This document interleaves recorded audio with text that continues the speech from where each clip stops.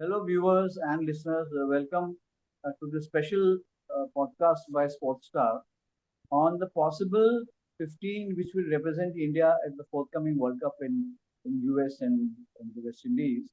With me, I have four of my learned colleagues who are always on the circuit covering matches, whether T20 or one day or test matches, and the IPL, of course. So I have with me Amol Karhadkar, Ayan Acharya, Shayan Acharya, and Dhruva Prasad. So I'll play the role of the moderator. And to begin with, may I request Amol? Amol, what is your view on the possible combination? I'm not asking for names. How would you like to?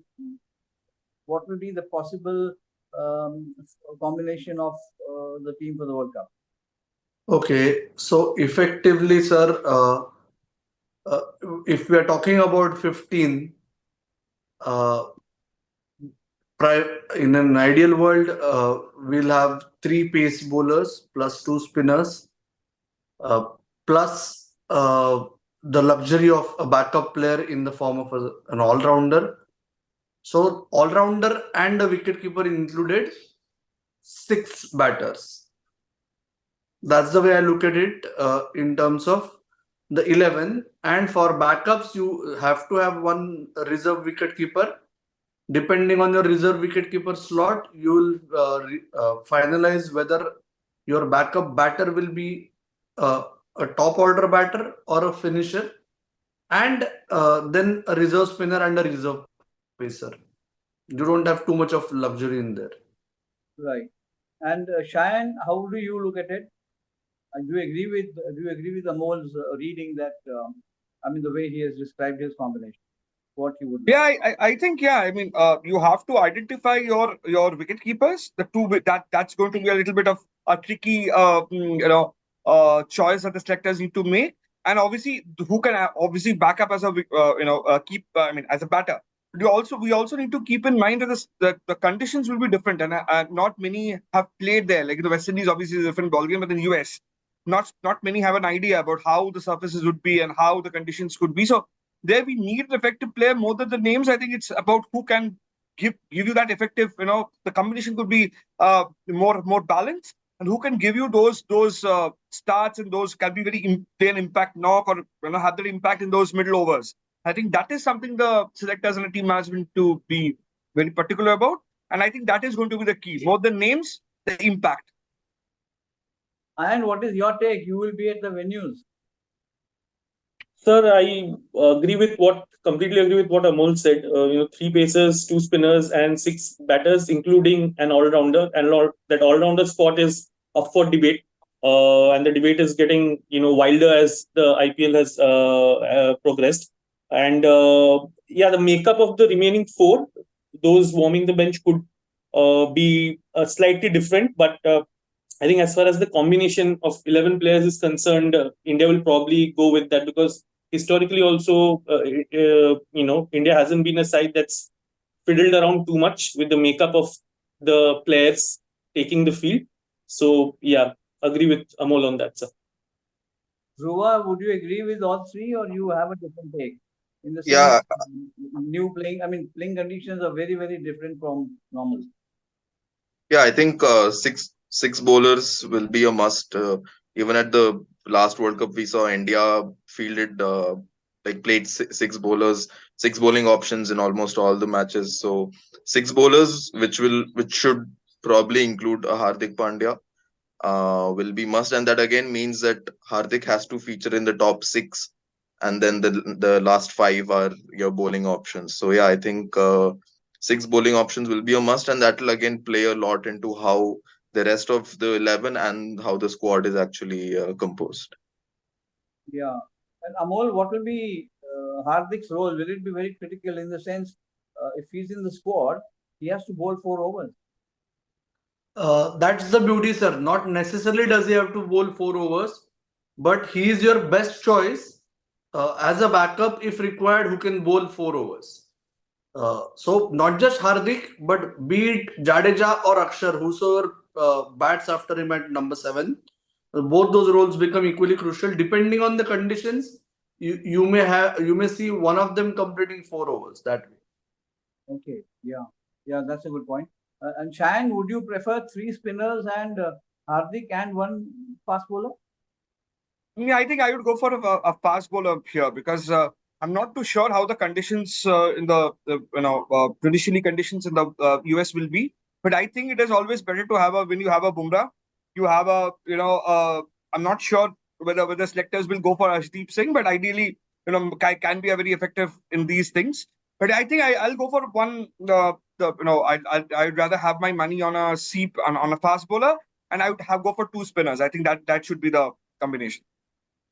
And Ayan, do you think India's strength lies in the fast bowlers or medium pacers or whatever than 3 spinners we have? I mean, very quality spinners we have in Kuldeep Yadav, assuming that they are going to be picked, Akshar Patel and Ravindra Jadeja.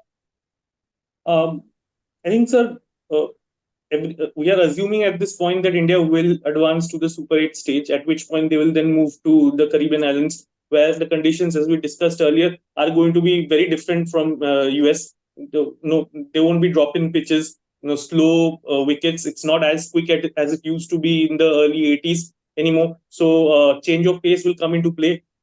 India is probably fortunate enough to have a bowler of Bumrah's caliber.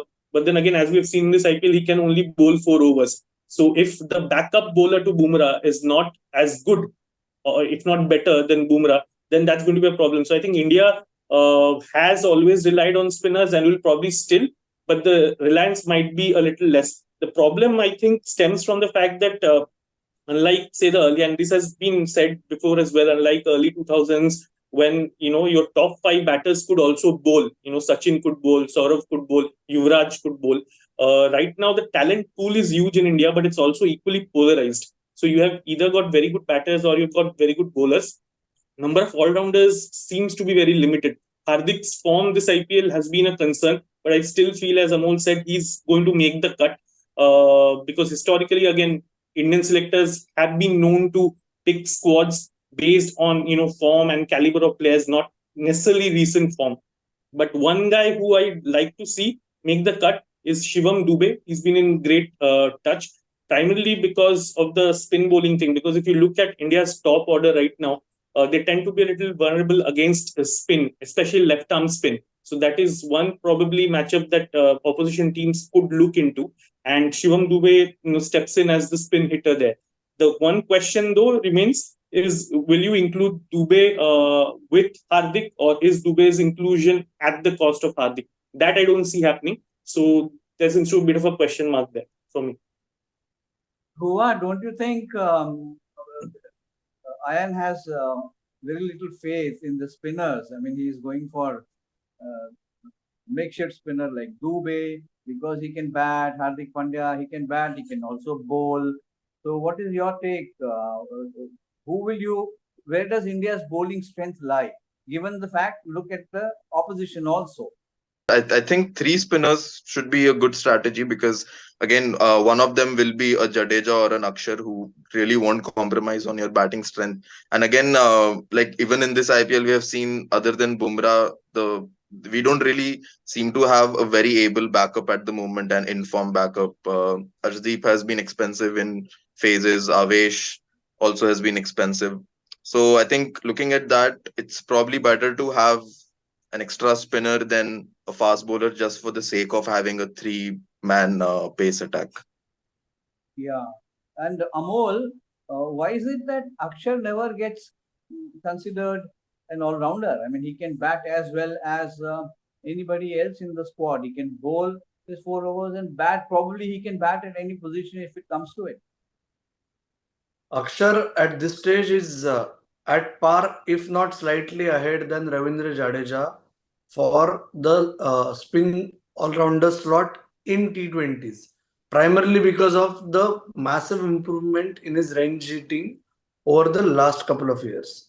Jadeja has also been working on it, but he is considered as an all-rounder, sir. There are no two ways about it.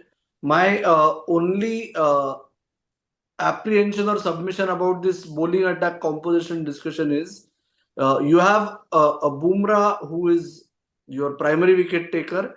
You have Kuldeep Yadav who is your second wicket taker. Now the onus is not on these two to always keep picking wickets. The onus is on the other 3 or 4 bowlers to at least try and control the game. And let's remind ourselves, let's not compare IPL performances with World Cup predictions or squad selection, primarily because there is not going to be any dew either in the US or in the West Indies. Most of the matches are going to be day games, so early swing movement also is highly unlikely because the matches are starting around 10 o'clock, 10:30, not before that local time. So considering all this, you need to pick bowlers who can control, if not pick wickets. Right. And Shayan, how much would it help India if the matches are day games? Like Amol says, there's not going to be a dew factor. And does it change the character of the tournament?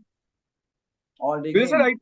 I think it does, and I'm also very curious to see how our guys actually adopt to the drop-in pitches, because we are like, let's be honest, we haven't like really played too much in that. So it's a I'm not saying it's an alien thing, but then it needs to be seen how you actually get used to that. Because here you are kind of playing in a very black soil or a red soil, or like for the last 2-3 months, and suddenly you may be reaching the US just barely up a week or 10 days before, and it needs to be seen how you acclimatize to the thing, and then you get used to the conditions in the new, because let's face it, it's a new ball game altogether. We are not very well accustomed to it. So that is one thing I'm very curious about.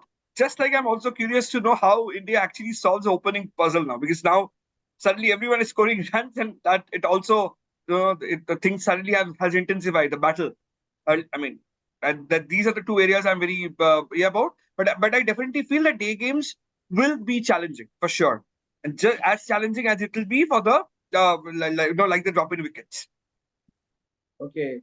And if you're sitting in Agarkar's seat, who will be your first 3 batters?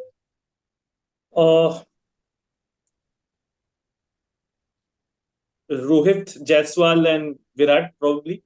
I would be tempted to play Sky at 3, but again, we go back to that point of the minute. I think Jaisha announced that Rohit Sharma is going to lead the team. It was a given that Virat is going to make the cut because you can't pick one and leave the other.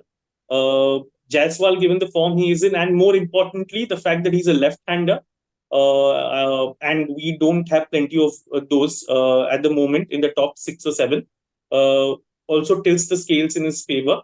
So for me, 1, 2, 3 would probably be Rohit, Jaiswal, and Virat. Virat has to bat at 3 because or open, because anywhere below 3, I don't think he will be effective. So yeah, those 3. And just to add to the point that we were discussing about, morning matches, I agree with what Amol said. If the swing isn't there and dew isn't there, so obviously you need guys who can control the game with their skillful bowling. So you need skillful bowlers, not just bowlers who can seam and swing, and once it stops happening, you get hammered. We've seen that during the course of the IPL as well. Hardik Pandya is a great example. When the ball is seaming around, he's a different bowler altogether. But once that stops happening, you can line him up and start hitting him. Bumrah, again, of a different class. So you need guys, which is why I was a bit disheartened to see Mayank Yadav get injured when he did. Because now I'm not sure if they would have actually, because he would have been a left field choice for the World Cup if he had been picked on the current form. But he's someone who could have actually negated the conditions altogether when you bowl at that pace with that good control. But now that he's out of the equation, Mohammad Siraj hasn't been doing well as well. But I have a feeling that Siraj will probably be the second pacer after Bumrah to play in the 11. But yeah, the top 3 for me would be Rohit, Jaiswal, Virat. And Dhruva, who will be your 2 wicket keepers, main one and the one who will be the backup wicket keeper?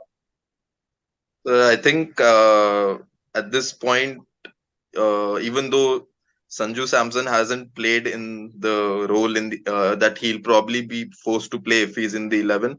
I still think Sanju Samson should be the main wicket keeper and probably have Rishabh Pant as your backup because I don't really see Dinesh Karthik making a comeback at this point because I don't know I really feel that it'd probably be like a step back, like going back to an option that you considered 2 years ago.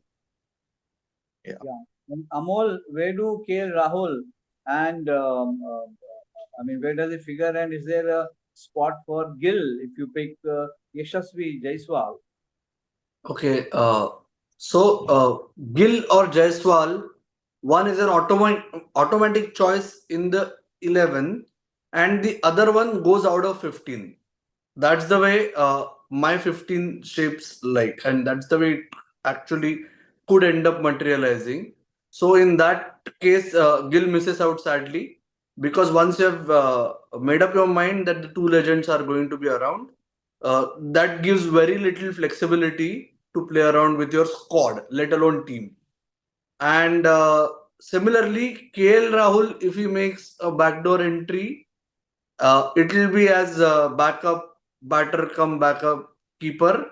Then in that case, neither Sanju Samson nor Ishan Kishan, who had a remote chance, will figure in the 15. I would not go for KL Rahul again. Okay. And Shayan, does Rinku Singh find place in your 15? Had it been, I think, like Amol said, I think the 15 with Virat and obviously Rohit around, I don't think there's not too much chance of a flexibility in the squad. And if the problem is here, it's only after ultimately it's a squad of 15, so you can't be fitting in everybody. It would be sad if Rinku misses out, but I don't see at this point in time him making it. Ayan, do you think you'll go for batters with big strike rate, or the fact that they will be very useful at that particular spot in, say, from 1 to 7? I think, sir, Rinku Singh will make the cut. I don't know how, but I think selectors have to find a way to fit him in. Because in my head, if I were to just take names and say that these are certainties, among them Rinku was one. So, and of course, the fact that he can up the scoring rate from ball one, he doesn't really, and that has been a discussion even during the IPL about how Rinku can do more than just hit at a higher strike rate. We haven't seen that yet, but I think they must find a way to include him. I agree with what Amol said. The fact that both Rohit and Virat are certainties gives the selectors less flexibility to include players suitable for certain roles. But I think some pieces will be moved around to include power hitters like Rinku. I hope Dube finds a place as well. But that middle order, that 6 to 8, where often T20 games are won and lost in terms of power hitting, is going to be a tricky call for the selectors. And Dhruva, where does Surya Kumar Yadav fit in? Till now nobody has discussed Surya Kumar Yadav 1. And as always, selectors do spring a surprise. Who would be your surprise choice? I think, Surya Kumar Yadav, I think, has to bat at number 3. You give probably your most reliable hitter the most number of balls you face. For me, in an ideal scenario, I don't like, however controversial it may sound, I don't think Virat Kohli makes the cut for me. And in terms of a surprise pick, I would really be happy if we are really calling the IPL a dress rehearsal for the World Cup or whatever. I don't see why Abhishek Sharma shouldn't be given a chance at the top. I would pick him at the way he's playing at, and especially looking at the way India needs a refreshing approach. I definitely feel Abhishek should be given a chance ahead of Jaiswal or a Gill to open with Rohit Sharma. So, like, my ideal top 3 would be Rohit, Abhishek Sharma, and Surya at number 3. And then you have your keeper, your finisher, and Hardik Pandya in the top 6. Okay, so the final round, short answers. Amol, there's no leg spinner. I don't have a leg spinner in my 15. There is no room for a leg spinner, sadly. Besides Kuldeep as the wrist spinner, you have room only for 3 spinners in your 15. Then Akshar and Jadeja seal the deal. Unless you bank on Hardik to deliver as the fifth bowler, as the third pacer all the time. When you have to play 3 Super 8 games in 5 matches, including 2 travel days, I think it's a little bit of a risk. But only if you cut down on a reserve pacer can you make space for an additional spinner, which can either be Chahal or Bishnoi, but again, both will have to be considered unlucky. Okay. Shayan, why not Mukesh Kumar in place of, if there is a choice, I mean, if there is pressure to pick Bishnoi, does Mukesh Kumar's have to be? I'm not too sure. I'm not too sure with this, sir, because I feel, I mean, we are echoing almost similar sentiments that it's very unlucky for players to miss out. And in an ideal world, everyone wants, all the deserving candidates to be there. But we have to understand there's only room for 15, and only 11 will make the cut. But given that, if you have a Bumrah, and if we, depending on what the selectors obviously are going, if you have a Siraj, then whether Mukesh fits here, I'm not 100% sure. I'm not sure. Okay, yeah. And Ayan, how do you look at this scenario where we haven't even thought of somebody like Mukesh, or do you think you will pick purely on the performance in the IPL, or you can go by someone who has done well in domestic and promises to do well? I doubt, Vijay. I think Mukesh, as unfortunate as it is, might miss the cut. Even if as a reserve pacer, they might actually go with someone like Avesh Khan, who's maybe slightly quicker as well than Mukesh. Mukesh does touch the 140 mark, but I think Avesh does it slightly more consistently. Yeah, the issue here is we keep going back to the same thing. The fact that it's a team, and we've discussed, you've written it in your copies as well. The fact that the selectors tend to pick names who are experienced and have shown the pedigree to excel in World Cups. As Amol said, IPL and World Cup are two different ball games altogether. Those scoring quickly in IPLs may struggle under the pressure in World Cups. So Mukesh, as unfortunate as it is, doesn't make the cut for me either. Right. And last question, this is Dhruva, who's the dark horse to get into the 15? One name you think might surprise everyone, or one name you think we haven't discussed and deserves to be in the 15?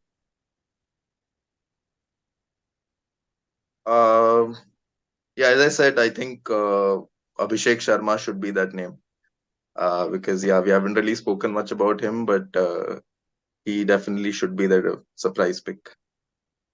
He can also give you that 2 overs or 3 overs of spin, so you have that headache of nobody really bowling in the top order solved if you pick him. So I think it should be Abhishek. A few minutes later. Okay, thanks for your patience. Just like the good old Indian ways, we tried our best to treat this as fair and transparent selection after giving all of you a hint at what each one of us feels like. Just like an Indian selection committee meeting, we took a break. We considered all the names possible, and in a fair and transparent way, here we are presenting our most important word in Indian cricket, unanimous squad. The Sports Star squad for India's T20 World Cup sojourn. Obviously to be announced by the convener come chief selector, come the one and only, Mr. Vijay Lokapally. Over to you. Thank you, Amol. Thank you, Shayan, Ayan, and Dhruva. It was a wonderful discussion. And like you said, yes, it's a unanimous choice. I'll just read out the 15. Rohit Sharma, captain. Yashasvi Jaiswal, Virat Kohli, Surya Kumar Yadav, Rishabh Pant, Hardik Pandya, Ravindra Jadeja, Kuldeep Yadav, Jasprit Bumrah, Siraj Mohammad, and Arshdeep Singh. This is the first 11 that was picked, and the reserves are Akshar Patel, Sanju Samson, Rinku Singh, and Harshal Patel. And Amol and my colleagues, I think we should tell the readers and viewers that two prominent names missing from the list are KL Rahul and Shubman Gill. So this is the 15 that has been picked, and not necessarily this would be the 15. And I think Amol can conclude with another suggestion. Yeah. Not just these two that Mr. Lokapally just mentioned. I'm sure you all can throw up many more names that had to be here but haven't been in our 15. Who do you think should be in India's 15? You can give us your squad. You can give us your one player that can actually be the trump card for India in the West Indies, if not in the US. So please do not hesitate to comment, to share this episode if you like. Click like on it, share it, subscribe to Sportstars platforms wherever you can, and keep coming back to consume all that happens in the world of sport, not just cricket. Thanks a lot.